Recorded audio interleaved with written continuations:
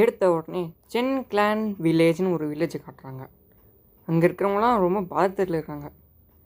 என்னன்னு பார்த்தீங்கன்னா, அங்கே இருக்கிறவங்க 2 பேர் பேசுகிறாங்க. அங்கே ஓல்டு பிளாக் ஸ்னேக்குன்னு இருக்குதுன்னு சொல்கிறாங்க. அப்போ அந்த சின்ன பையன் கேட்குறான், ஓல்டு பிளாக் ஸ்னேக்குன்றது ரொம்ப ஆபத்தானதா?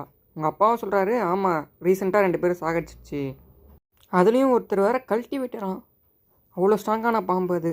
அப்பா அப்படின்னா நம்ம கோழிங்கெல்லாம் இருக்குதுல்ல, அதெல்லாம் நம்ம வீட்டுக்குள்ளே வச்சிடலாம், அப்போ தான் பாதுகாப்பாக இருக்கும்.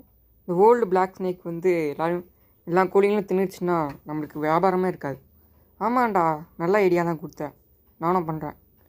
அப்போ அவங்க 2 பேரும் நின்று இந்த டெம்பிளை காட்டினாங்க, மவுண்டைன் காட்ஸோட டெம்பிள். இந்த மவுண்டைன் காட்ஸ் சிலை பக்கத்தில் தான் இந்த ஓல்டு பிளாக் ஸ்னேக் இருக்குது.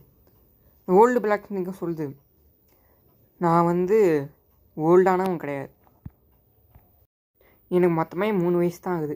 இவங்க பாட்டுன்னு என்ன ஓல்டு இல்லைன்றாங்க. ஆனால் எனக்கு அந்த மாதிரி ஞாபகமே இல்லை.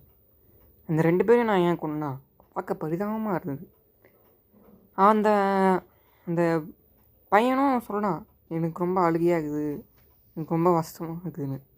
அதான் ஒரே கல்ப்பை தின்ட்டேன். அந்த தின்னதை பார்த்தோன்னே அங்கே இருக்கிற ஒரு இம்மோட்டல் வந்து, ஒரு கல்டிவேட்டர்னு நினைக்கிறேன், இம்மோட்டல் இல்லை, அவன் வந்து கத்திட்டு இருந்தான். அவனும் பார்க்க பரிதாபமாக இருந்ததுன்னு ஒரே காமிக்கிட்டேன். அந்த தின்னக்கப்புறமா நிறைய பேர் இன்டெலிஜென்ட் அந்த மாதிரி இருந்தது. அந்த இன்டெலிஜென்ஸ்னால் எனக்கு ஸ்கேரியான திங்ஸும் தெரிஞ்சது. மனுஷங்க அவங்க ரொம்ப ஸ்கேரியான அவங்க.